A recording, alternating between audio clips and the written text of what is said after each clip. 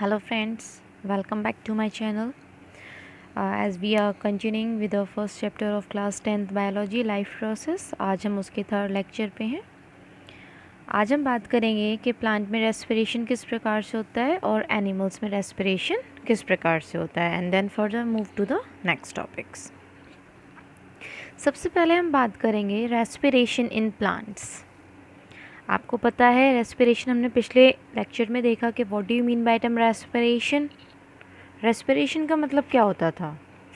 As you all remembered, assimilated food is used as fuel to get energy, and the process of releasing energy from the food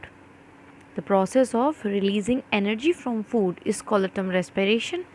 तो अब देखेंगे किस प्रकार से animals में और प्लांट्स में ये होता है. प्लांट बेसिकली ऑक्सीजन लेते हैं बाय डिफ्यूजन. आप लोगों को अगर क्लास 9th का याद हो तो आप लोगों ने दो चीज़ें वहाँ पे पढ़ी थी, डिफ्यूज़न एंड ऑस्मोसिस. दोनों का बेसिक सेम है, higher concentration to lower concentration material का मूव करना. लेकिन osmosis is basically for the liquids while the diffusion is for all three states of matter, solid, liquid as well as gases. तो जो basically plants में gases का diffusion होता है और जो रेस्पिरेशन में ज़रूरत होती है वो वाया द डिफ्यूजन होता है. प्लांट ऑक्सीजन लेते हैं डिफ्यूज़न के ज़रिए और अलग अलग पार्ट से ये लेते हैं. इनमें रूट से अलग होता है, स्टेम से अलग होता है, लीफ से अलग तरीके से होता है. रूट्स कैसे करती हैं. रूट्स क्या करती हैं, जो एयर मौजूद होती है सॉइल के अंदर वहाँ से रेस्पिरेशन करती हैं. जो कैपिलरीज होती हैं उनमें रूट्स जो हैं अपना बेस बनाती हैं, ग्रिप बनाती हैं और वहाँ डिफ्यूज़न के प्रोसेस, क्योंकि सॉइल में कंसंट्रेशन हाई है ऑक्सीजन का, तो वहाँ से प्लांट में वो इजीली मूव कर जाता है. सेकेंड पार्ट होता है लेंटिकल्स. लेंटिकल्स बेसिकली जो आपकी छाल वाला पार्ट होता है, वुडी पार्ट होता है, जो नॉन ग्रीन पार्ट होता है प्लांट का, वहाँ पे स्मॉल पोर्स होते हैं जो आपको नेकडाई से नज़र नहीं आते हैं. वहाँ पे वुडी पार्ट पे होल्स मौजूद होते हैं, हार्ड पार्ट्स पे, और वहाँ से एक्सचेंज ऑफ गैसेस होता है. तो बेसिकली लेंटिकल्स कहाँ मौजूद होते हैं, वुडी पार्ट पे या non green part of the plant पे. Third one stomata. स्टोमेटा से आप सभी वाकिफ़ हैं. ये ओपनिंग्स होती हैं लोअर सरफेस ऑफ लीव्स में मौजूद होती हैं जहाँ से एक्सचेंज ऑफ गैसेस होता है. स्टेम्स में रेस्पिरेशन कैसे होगा. जो ग्रीन स्टेम्स हैं आपको पता है स्टोमेटा के ज़रिए होता है. जो ऑक्सीजन होती है एयर से वो डिफ्यूज़ करती है स्टेम के अंदर through stomata and reaches all the cell for respiration. And that time the CO2 gas produced during the respiration diffuse out into the air through the same stomata. उसी stomata से CO2 diffuse होकर बाहर निकल आती है और oxygen अंदर चली जाती है. और जो हार्ड वुडी पार्ट होते हैं उनमें स्टोमेटा नहीं होता है, तो वो with the help of lenticels exchange of gases करते हैं. लीव्स में लोअर पार्ट में स्टोमेटा मौजूद होता है, तो वहाँ के ज़रिए प्लांट जो है, इसलिए अलग अलग पार्ट से अलग अलग पोर्शन से अलग अलग इनमें कंपोनेंट्स मौजूद होते हैं जो कि रेस्पिरेशन में हेल्प करते हैं. अब हम बात करने जा रहे हैं रेस्पिरेटरी सिस्टम इन ह्यूमंस. पहले ज़रा डायग्राम पे नज़र डालते हैं क्योंकि ये बहुत स्कोरिंग रहते हैं. अगर कोई डायग्रामेटिकल क्वेश्चन आपका आता है तो उसमें 50% मार्क्स आपके डायग्राम के होते हैं एंड 50% रिमेनिंग थ्योरी. अगर आपको डायग्राम बनाना आता है तो आप उसकी थियोरी को ईजिली कन्वे कर सकते हैं. Just take a look. As you know that nose, our nose has 2 nostrils. 2 hole होते हैं, 2 नॉस्ट्रल्स होते हैं. बीच में आप देख रहे हैं बॉनी पैलेट. बॉनी पैलेट का काम ये होता है कि वो नेसल कैविटी को, जो हमारी नोज़ वाली कैविटी होती है, नोज़ कैविटी को हमारी बक्कल कैविटी, माउथ कैविटी से सेपरेट रखते हैं. बट आपको मैंने पिछले उस लेक्चर में बताया था जब हमने ह्यूमन डाइजेस्टिव सिस्टम किया था कि माउथ की और नेसल की दोनों की ओपनिंग सेम होती है जिसे आप फेरोनेक्स कहते हैं. ठीक है, अब आगे फर्दर चलेंगे. एयर पास होती है नोज़ से, ठीक है, नेसल पैसेज से होके जाती है, फेरोनेक्स कॉमन ओपनिंग. अब होता क्या है, यहाँ पे आप एक वर्ड देख रहे हैं glottis. Whenever you open your mouth and doctor आपको बोलता है कि आवाज़ निकालिए, वो क्या देखता है, आपके ग्लॉटिस का वाइब्रेशन देखता है कि ग्लॉटिस में कोई दिक्कत तो नहीं है. जिसे आप हिंदी में गरेटवा बोलते हो वो ग्लॉटिस होता है. अब होता क्या है, जब कॉमन ओपनिंग है तो भाई बड़ी दिक्कत होगी आपको. Whenever you swallow the food, जब आप खाना निगलते हैं, आप अभी एट दिस टाइम भी आप उस चीज़ को करके देख सकते हैं. अपने हाथ को आप अपनी नेक पे रखिए निगलने का प्रोसेस करिए, आपको एक सेकंड के लिए क्या होगा, जिस दौरान आप निगलते हैं उस दौरान आपकी सांस जो है वो रुक जाती है। ऐसा क्यों होता है? जो एपिग्लॉटिस है वो ग्लॉटिस को कवर अप कर लेता है ताकि जो आपका फूड पार्टिकल्स हैं वो आपके विंड पाइप में एंटर ना कर जाएं। ओके, तो एपिग्लॉटिस क्या करता है, ग्लॉटिस को कवर अप कर लेता है when ever you swallow the food. Okay, यहाँ से एयर पास होती है, ठीक है। जब आप सांस लेते हैं ग्लॉटिस के ज़रिए ये कहाँ जाएगी, trachea. Trachea is also known as wind pipe, और यहीं पे आपका एडम्स एप्पल या वॉइस बॉक्स जिसे आप कहते हो, voice box is also known as larynx, ये मौजूद होता है। यहाँ से एयर आपकी पास होती है। ये जो ट्रैकिया विंड पाइप है ये आगे जाके दो पार्ट में फर्दर विभाजित हो जाता है, डिवाइड हो जाता है, जिससे आप कहते हैं ब्रोंकस। ये ब्रोंकस फर्दर ब्रोंकियोली कंटेन करते हैं, और हर एक ब्रोंकियोली के पास नंबर ऑफ एयर सैक्स होते हैं जिन्हें हम एल्वियोली कहते हैं। क्या कहते हैं? एल्वियोली कहते हैं, ठीक है। और यही कम्बिनेशन ब्रोंकस, ब्रोंकियोली और एल्वियोली एयर सैक का मिला के इंडिविजुअली लंग बनाता है। तो हमारा जो विंड पाइप था वो दो पार्ट में डिवाइड हुआ, तो वी हैव 2 लंग्स। ओके, ये जो एयर सैक्स होते हैं ये बहुत सॉफ्ट होते हैं, यहाँ पे एक्सचेंज ऑफ गैसेस होता है। अब होता कैसे है, बॉडी के अंदर CO2 की कंसंट्रेशन हाई होती है, बॉडी के अंदर CO2 की कंसंट्रेशन हाई होती है, और जब आप ब्रीदिंग कर रहे होते हैं, सांस ले रहे होते हैं, तो लंग्स के अंदर O2 की कंसंट्रेशन हाई होती है। तो एट द सेम टाइम होगा क्या, O2 move from lungs to body and CO2 move from body to lungs via these air sacs known as the term alveoli, जिसे आप क्या कहते हैं, एल्वियोली। फिर नीचे फर्दर आपकी चेस्ट कैविटी होती है जो कि आपकी एब्डोमिनल कैविटी से उसको सेपरेट करके रखती है। डायफ्राम होता है जो जिसका कॉन्ट्रैक्शन एक्सपेंशन आपके इनहेल और एक्सहेल के ऊपर डिपेंड करता है। अब हम इंडिविजुअली इसके पॉइंट्स को आपको डिफ़ाइन करेंगे। आई होप आप सबको डायग्राम अच्छे से समझ में आ गया है, और जिसको डायग्राम समझ में आ गया है वो 5 to 10 मार्क्स का आंसर इसके ऊपर अपनी लैंग्वेज में ईजिली लिख सकते हैं। लेकिन फिर भी मैं फर्दर कुछ पॉइंट्स आपको बता देती हूँ। इन ह्यूमन बीइंग रेस्पिरेशन के मेन पार्ट्स होंगे nose, nasal passage that is nasal cavity, trachea, bronchi, lungs, diaphragm. Human respiratory system nose से स्टार्ट होगा। There is a passage behind the nostril which is called nasal passage, हमने बता दिया। Air यहाँ से जाएगा knows से, नेसल पासेज से पास होगा, नेसल कैविटी से पास होगा, and cavity separate from the mouth cavity, ठीक है। नेसल कैविटी माउथ कैविटी से क्या रहती है, सेपरेट रहती है एक बोनी प्लेट के ज़रिए। From the nasal cavity air enter into the pharynx, वहाँ से वो विंड पाइप में जाती है थ्रू अ स्लिट। उस स्लिट को हम क्या कहते हैं, ग्लॉटिस कहते हैं। क्या कहते हैं, ग्लॉटिस कहते हैं। फ्रॉम द नेसल कैविटी कहाँ गई, ग्लॉटिस में गई। At the top of the trachea और द विंड पाइप एक सॉफ्ट बोन होती है जिसे अभी हमने बताया epiglottis. The function of epiglottis क्या था, to cover the mouth of trachea when we swallow food. Then upper end पे अगर आप आएंगे ट्रैकिया के, तो ये वॉइस बॉक्स जिसे आप लैरिंक्स कहते हैं वो कंटेन करता है। ट्रैकिया रन डाउन, नीचे की तरफ मूव कर रहे थे, डायग्राम में आप देख रहे थे, when you are running down that is divided into tubes called bronchi. Singular इसका ब्रोंकस होता है। ये दोनों ब्रोंकस होते हैं, ब्रोंकीज होते हैं, वो दो लंग्स से आपके कनेक्टेड होते हैं। The lungs lie in the chest cavity के, जिसे आप थोरेसिस कैविटी के नाम से भी जानते हैं। What is called the chest cavity, another name of chest cavity, rememberize please, thoracic cavity, जो कि एब्डोमिनल कैविटी से अलग रखती है। अब जो लेयर होती है लंग्स के चारों तरफ, जो लंग्स को हमारे को कवर करके रखती है, उसको हम क्या कहते हैं बेटा, बेसिकली उसको हम बोलते हैं प्ल्यूरा। क्या बोलते हैं उसको, हम प्ल्यूरा कहते हैं। हर एक ब्रोंकस के पास छोटे छोटे एयर सैक्स होते हैं जिन्हें एल्वियोली कहते हैं। And alveoli help in exchange of gases, as I told you how could this take place. Now next topic is your transportation in plants. हमने रेस्पिरेशन देख लिया एंड प्लांट्स का, एनिमल्स का। अब हम ट्रांसपोर्टेशन देखेंगे प्लांट्स का भी और एनिमल का भी। बेसिकली आप जानते हैं कि प्लांट में ट्रांसपोर्टेशन कैसे होता है, जाइलम और फ्लोएम के ज़रिए होता है। मैं सबसे पहले आपको डायग्राम समझाऊंगी, क्योंकि थ्योरी को समझना बहुत इजी हो जाता है अगर आपके समझ में डायग्राम्स आ जाते हैं। तो as you very well aware, class 9 में आप लोग देख चुके हैं, xylem carries water and minerals and the phloem carry food minerals materials with the other substances. Okay, तो पहले मैं ज़रा डायग्राम पे नज़र डालती हूँ। उससे पहले थोड़ा सा बता दें, जो आपका जाइलम होता है ट्रांसपोर्टेशन वाटर मिनरल का अगर आप करेंगे तो जाइलम और फ्लोएम में बताएं तो जाइलम के फर्दर दो कंपोनेंट्स होते हैं जो ट्रांसपोर्टेशन में हेल्प करेंगे, जाइलम वेजल्स एंड ट्रैकेट्स। ठीक है, तो पहले इसको देखते हैं। बेसिकली अगर आप जाइलम वेसल ए डायग्राम अगर आप देखें, जाइलम वेसल को अगर आप देखेंगे, ये ट्यूब लाइक स्ट्रक्चर है। इसमें पिट्स तो होते हैं, गड्ढे तो इनमें होते हैं, but they are not open pores, क्योंकि ये वास्कुलर बंडल्स हैं एक तरीके से जो लोअर पार्ट से ऊपर तक पूरे प्लांट में ड्रेन पाइप की तरह होते हैं। अगर लेट इट बी, अगर ये पिट्स ओपन हो जाएं तो क्या होगा? Have you ever think about that? क्या होगा कि जो पिट्स होंगे अगर वो ओपन होंगे तो पानी नीचे ही डिस्ट्रीब्यूट हो जाएगा, पूरा फैल जाएगा, और जहाँ तक उसको पहुँचना है लास्ट पॉइंट तक, अगर टॉलर प्लांट्स हैं तो वो वहाँ तक इजीली नहीं पहुँच पाएगा। तो इसलिए इसमें जो पिट्स होते हैं they are not open pores. कहीं कहीं पे क्या होता है, आप देख रहे हैं इसको, ये यूनिफॉर्म नहीं है, थिक सेल वॉल है, कहीं पे थिन है।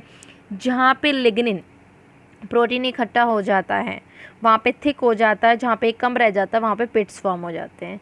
लेकिन अब ये ऊपर तक पहुँच गया, अब डिस्ट्रीब्यूशन कैसे होगा इस पानी का? इस पानी के डिस्ट्रीब्यूशन में हेल्प करते हैं आपके ट्रैकेट्स, क्योंकि ट्रैकेट्स एक से दूसरे से जुड़े हुए होते हैं। भाई ये समझ लीजिए जैसे आपके हाउस होल्ड्स में क्या होता है, पाइपलाइन सिस्टम जो होता है, एक टैप आपका जो मेन टंकी होती है वहाँ पे सप्लाई जाती है, ठीक है। अगर आप बीच में ओपन कर दें तो क्या पूरा पानी वहाँ पहुँचेगा? नहीं पहुँचेगा। फर्दर डिस्ट्रीब्यूशन के लिए आपने टैप्स लगाए हैं। It was similarly like that. तो ये जो ट्रैकिया होता है आपका, ट्रैकेट्स होते हैं, इनमें जो पिट्स होते हैं दे आर ओपन पोर, जो क्या करेंगे फिर पूरे प्लांट में वाटर को डिस्ट्रीब्यूट करते हैं। Now look towards the theory. Xylem vessels is a non living, xylem vessel की अगर आप बात करें, नॉन लिविंग लॉन्ग ट्यूब्स होती हैं जो ड्रेन पाइप की तरह पूरे प्लांट में ट्रैवल करती हैं। ये कोई साइटोप्लाज्म कंटेन नहीं करती क्योंकि ये हॉलो होती हैं, अंदर से कैसी होती हैं? हॉलो होती हैं, ठीक है। सेलुलोज एंड लिग्निन से ये मिलके बनी हुई होती हैं। Wood is almost entirely lignified xylem होती है, पूरी प्रोटीन से बनी हुई होती है। Xylem vessel have pit but they are not open pores as I already told you. और पिट्स वहीं फॉर्म होते हैं जहाँ पे लिग्निन प्रॉपर्ली इकट्ठा नहीं हो पाता है, तो वहाँ पे ये पिट्स फॉर्म हो जाते हैं उसके अराउंड द वॉल। ट्रैकेट्स की हम बात करेंगे, लॉन्ग होती हैं, थिन होती हैं, स्पिंडल शेप की होती हैं। Water flow from one tracheid to another through this pits. Tracheids have pit in their wall, so water can pass from one tracheid to another through this pits. एक definition ज़रूरी है, देख लीजिए। The evaporation of water from the leaves of plant is called transpiration. पानी का पत्तियों पे से एवापोरेट हो जाना क्या कहलाता है? ट्रांसपिरेशन कहलाता है। क्या कहलाता है? ट्रांसपिरेशन कहलाता है। आपने वाटर का देख लिया, अब हम जरा फूड और अदर सब्सटेंस का देखते हैं। पहले डेफिनेशंस पे नज़र डालेंगे कुछ। The transport of food substance from leaves to other part of the plant is called translocation. एक जगह से दूसरी जगह, भाई जैसे आप सपोज़ एक जगह से राशन लेके आ रहे हैं दूसरी जगह ले, वो भी एक तरह का ट्रांसलोकेशन है। वहाँ से लाए आपने वहाँ सेटल कर दिया। इस तरीके से प्लांट में भी होता है कि ये जो होता है ट्रांसपोर्टेशन ऑफ फूड लीव से अदर प्लांट पार्ट तक खाना पहुँचना या पहुँचाना क्या कहलाता है? उसका ट्रांसलोकेशन कहलाता है। और इसमें हेल्प करता है आपका फ्लोएम।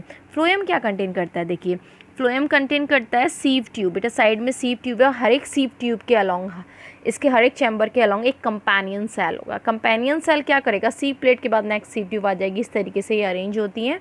जब खाना सीव ट्यूब से गुजरेगा, कंपेनियन सेल जो साइटोप्लाज्म कंटेन कर रहा है, न्यूक्लियस कंटेन कर रहा है, उस खाने में से न्यूट्रिएंट्स को क्या करेगा? एक्सट्रैक्ट करेगा।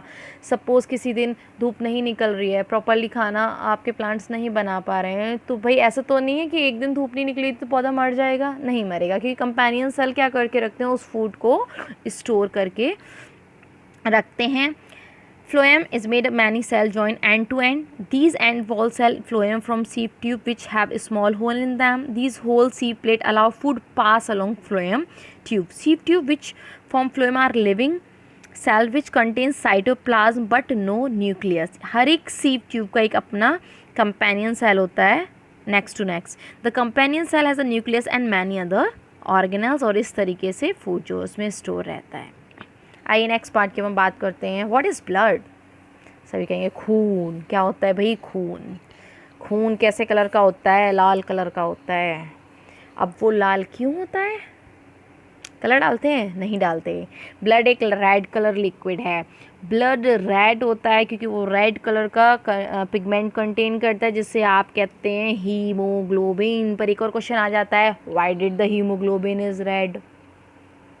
कई दफ़े तो हीमोग्लोबिन आपका चॉइस में ही नहीं होता, अब आप क्या टिक करेंगे, तो बेटा वहाँ पे एक ऑप्शन आता है iron, it contain iron. Haemoglobin iron contain करता है, वो घर वाला लोहा नहीं, कहीं लोहा मत लिख देना वैसे वाला, ठीक है। आप अगर एप्पल वगैरह को अगर काट के रख दें तो कहते हैं ना इसमें आयरन है ना, तो आयरन एज अ मिनरल उसमें मौजूद होता है, ठीक है। तो आयरन की वजह से हीमोग्लोबिन रेड होता है और हीमोग्लोबिन की प्रेजेंस की वजह से आपका ब्लड जो है वो रेड होता है। जो मेन कंपोनेंट होते हैं ब्लड के 4 होते हैं। First of all first one is your plasma, second red blood corpuscles, third one white blood corpuscles and fourth one is platelets, जिन्हें आजकल प्लेट्स बोल देते हैं। भाई प्लेट्स गिर गई, प्लेट्स कुछ नहीं होता, they are called the term platelets. Blood is a liquid, liquid किसकी वजह से होता है, called plasma, with red colour white colour and platelets floating in them. Plasma के अंदर ये सारी चीज़ें फ्लोट करती हैं। प्लाज्मा लिक्विड पार्ट होता है ब्लड का, it is actually colourless fluid, contain water and protein. Plasma 90% आपका वाटर कंटेन करता है और इसमें सारे मिनरल्स जो हैं वो आपके डिज़ोल्व होते हैं। रेड ब्लड कार्पसल्स या रेड ब्लड सेल्स की बात करेंगे, सभी वाकिफ़ हैं, 9th में सब आप लोग ये सब चीज़ें पढ़ चुके हैं ऑलरेडी, ठीक है। Red blood cells carry oxygen, भाई आरबीसी क्या करेंगे, ऑक्सीजन को कैरी करेंगे लंग्स से to the whole body. They are red due to presence of haemoglobin present in them. Haemoglobin का मेन फंक्शन होता है, ठीक है, ये कैरी करता है ऑक्सीजन को, ठीक है, lungs to body tissue, at the same time CO2 carbon dioxide from body tissue to lungs. भाई ब्लड के ज़रिए ही तो आ रहा है, लंग्स तक ब्लड ही तो जा रहा है, ठीक है। जो एल्वियोली में एक्सचेंज हुआ वहाँ तक कौन लेके गया उस CO2 को, ब्लड लेकर के गया आपका, ठीक है। आरबीसीज़ में कोई न्यूक्लियाई नहीं होता, बी रिमेंबर, जिसकी वजह से इनकी लाइफ साइकिल बहुत शॉर्ट होती है, इनकी लाइफ साइकिल बहुत शॉर्ट होती है। ऑलमोस्ट एवरी 4 मंथ में ये डाई हो जाते हैं। इसका मतलब मैक्सिमम इनकी लाइफ स्पेन कितना होता है, 4 मंथ होता है। खून डोनेट करने से किसी को खून की कमी नहीं होती, क्योंकि 4 महीने बाद वो अपने आप जो हैं वो सेल्स डाई हो जाते हैं और हमारे बोन मैरो में नए जो आरबीसीज़ हैं वो बनने शुरू हो जाते हैं, ठीक है। नेक्स्ट वन इज़ जो वाइट ब्लड सेल्स, इन्हें आप फाइटिंग एजेंट्स कहते हैं। क्या कहते हैं, फाइटिंग एजेंट्स कहते हैं। WBCs fighting infection and protect us from disease. Some white blood cells can eat up the germ, कुछ जर्म्स को खा जाते हैं और वो हमें डिजीज़ से बचाते हैं। कुछ एंटीबॉडीज़ का काम करते हैं, हमारी बॉडी के इम्यून सिस्टम को एनहांस करते हैं, ठीक है। और they are much smaller in number, ऐसे लगा लीजिए पर 1000 पे 2 या 3 आपके WBCs होते हैं, क्योंकि इनका एक्सेस होना भी बहुत ज़्यादा हानिकारक हो जाता है। जितनी भी डिजीज़ होती हैं या डायबिटिक हो जाते हैं लोग या फिर कैंसर से पीड़ित होते हैं, तो उसमें होता क्या है कि WBCs बढ़ जाते हैं जो बॉडी को बहुत ज़्यादा एनेमिक कर देते हैं आपकी बॉडी को। Next is your platelets. Platelets help in coagulation. अब कोएगुलेशन क्या आ गया भाई, एक नया वर्ड आ गया। कोएगुलेशन का मतलब होता है इकट्ठा हो जाना। Platelet help in coagulation of blood. कहीं चोट लग जाती तो क्या होता है, थोड़ी देर बाद वो ज़ख्म वहाँ पे सूख जाता है, ब्लड इकट्ठा, फिर आप उसको नोच लेते हैं, फिर से ब्लड निकलता है। तो जो इकट्ठा हुआ ब्लड आपका वहाँ पे, that is called a term coagulation. वो किसकी वजह से होता है, प्लेटलेट्स की वजह से होता है, ठीक है। फंक्शन ऑफ ब्लड की बात करेंगे तो हमने जो पूरा ब्लड पढ़ा उसकी एक तरीके से समरी है। Blood carry oxygen from lung to different part of the body, at the same time CO2 from different part to the again lungs. Blood carry digested food from small intestine to all part of the body, and blood also carries your hormones. Blood carry waste product called urea from liver to kidney for excretion in urine. Blood protect the body from disease. Blood regulate the body temperature, यही आपके body के temperature को भी नियंत्रण में रखता है, ठीक है। Next is your blood clotting. इसका भी एक तरह से वही है कोएगुलेशन, भाई प्लेटलेट्स की वजह से होता है ये भी। Coagulation of blood is called blood clotting. कहते हैं ब्लड क्लॉट हो गया, सर में क्या ब्रेन ट्यूमर वगैरह क्या हो जाता है उसमें ब्लड क्लॉट हो जाता है। वेन्स में कहीं पे जाके खून का इकट्ठा हो जाना, जम जाना ही क्या कहलाता है, coagulation of blood, simply call it blood clotting. अब ब्लड ट्रांसफ्यूजन क्या होता है, the transferring of blood from one person to another person is called a term blood transfusion. Blood का ट्रांसफ़र होना एक पर्सन से दूसरे पर्सन में directly, that is called a term blood transfusion. लेकिन कभी कभी आप लोग ये देखते हैं कि कहीं आप इंजेक्शंस लगवा के आए, कुछ लगवा के आए, तो बहुत सारे क्लम बन जाता है, आपकी नस फूल जाती है, आप कहते हो ब्लू मार्क हो गया, रेड मार्क हो गया, वो क्या होता है, that is called a term agglutination, the sticking together of RBCs to form large clump, RBCs का इकट्ठा होकर एक लार्ज क्लम्प बना लेना, that is called a term agglutination. Thanks for watching my videos. In next video I come with human circulatory system, your lymphatic system and excretory system. तो मैं next lecture में इस chapter को finish करने वाली हूँ, तो please follow and subscribe my channel. मेरी वीडियोस को देखते रहें, लाइक करते रहें. मैं आपके लिए और अच्छे अच्छे ऐसे ही वीडियोस लाती रहूँगी. Thanks for watching. मिलते हैं नेक्स्ट लेक्चर में.